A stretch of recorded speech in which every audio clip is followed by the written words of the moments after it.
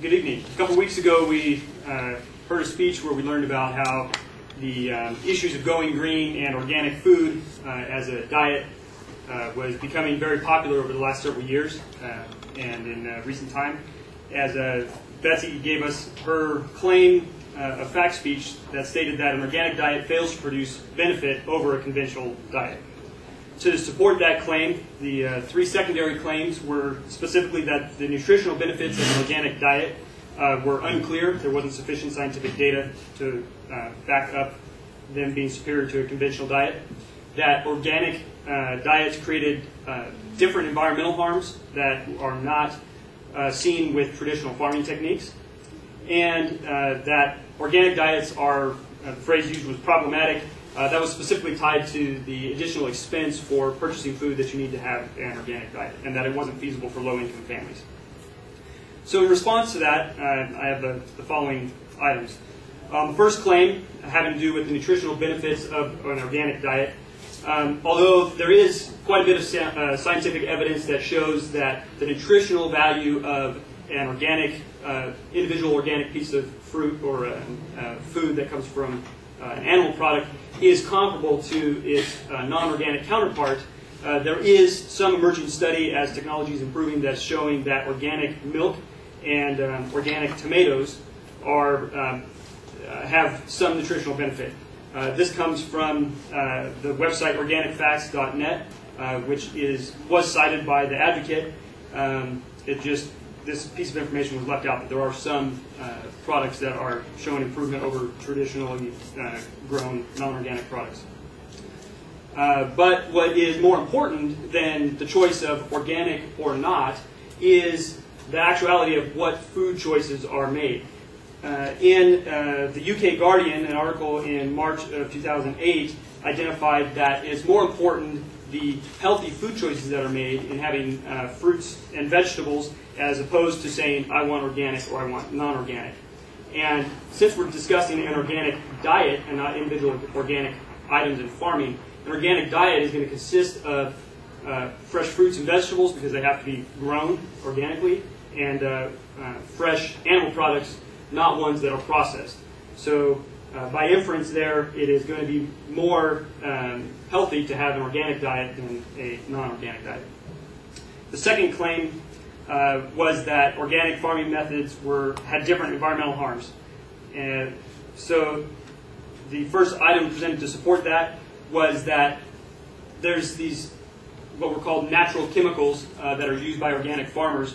I couldn't find evidence of what those natural chemicals were, and in fact an article by the Mayo Clinic and other research that I found showed that that instead of using synthetic fertilizers, they use manure or natural fertilizers or compost to feed the soil and the plants. Instead of using insecticides, they use birds or traps to reduce pest and disease. And instead of using insecticides, they rotate the crops and they hand weed or mulch to manage the weeds. So they don't really use these mysterious natural chemicals. Secondly, that there's more land required was a claim. There's more land required, which in turn could reduce the amount of rainforest or habitat. A study that was published in the Journal of Renewable Agricultural and Food Systems in 2007 modeled the ratio of organic farming versus traditional farming and compared that in developed countries, although the ratio is slightly less for organic farming, it's a greater ratio in non-developed countries, which is where we find more rainforests and natural habitat that potentially could be affected.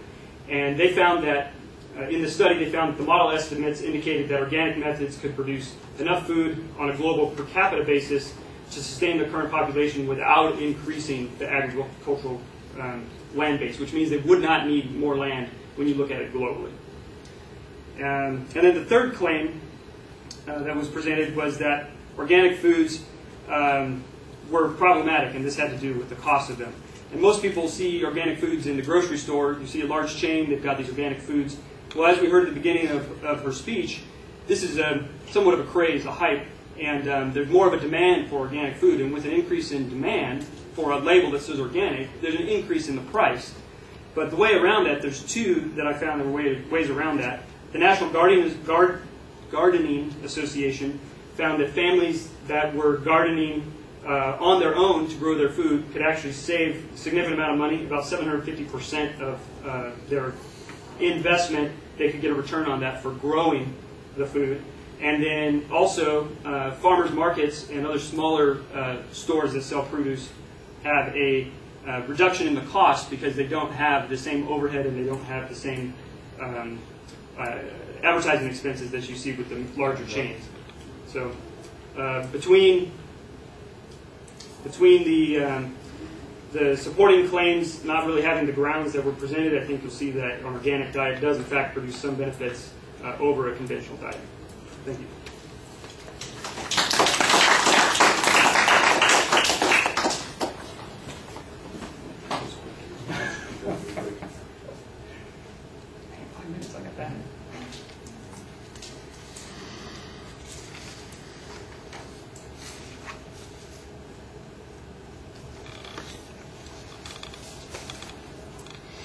All right, well, the issues are clearly identified, and I think you do a nice job presenting the secondary points as you go through, reminding us what the advocate's claim was, and then explaining your responses on those points. I thought it was a little bit thin on that first point when it basically comes down to, organic milk and tomatoes might have some benefit.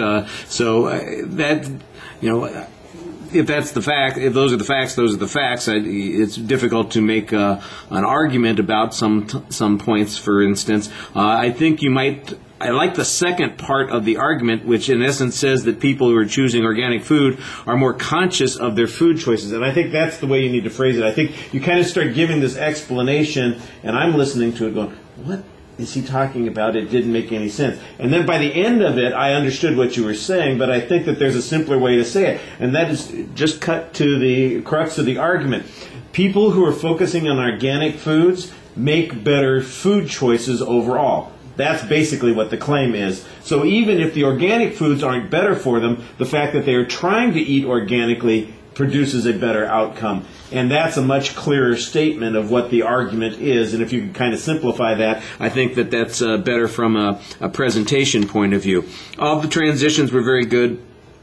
I like the explanation about the inability to find a reference to natural chemicals and know what they were talking about. I thought that you had a very good piece of information talking about the actual land use that's going on that point, and that worked very effectively. And then, the cost issue, I think you're back to one of those things, stuff costs more. You find a couple of ways to mitigate and diminish that, and I thought you did a very nice job on that. Plus, I thought you did a very good job building credibility by talking directly to the audience, speaking to us for the most part. There's a lot of eye contact, and you're engaging us while you're presenting your argument as well, and that helps immensely. All right. Thank you.